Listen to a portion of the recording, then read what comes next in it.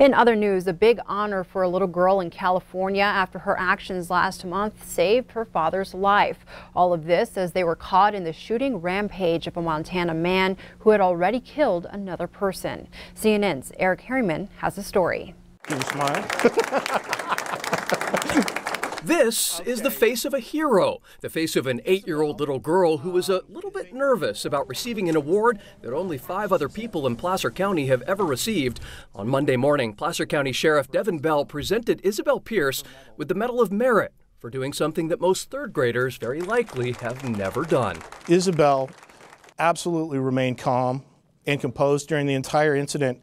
And she said she needed to focus to keep her dad alive. On January 15th, Isabel was riding in the car with her dad, Brian. They were driving down Rock Springs Road in the quiet community of Newcastle when suddenly they heard a loud sound. Not only did someone shoot the driver's side window, but that bullet also hit Isabel's dad in the chest.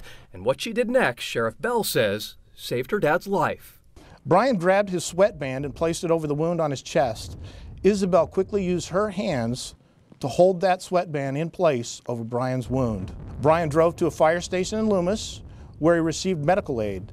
Isabel was able to keep pressure on the wound the entire drive. Investigators say the man who shot Brian Pierce was Stanley Stepanski, a 48-year-old Montana resident who moments before had shot and killed an elderly woman in her Newcastle home.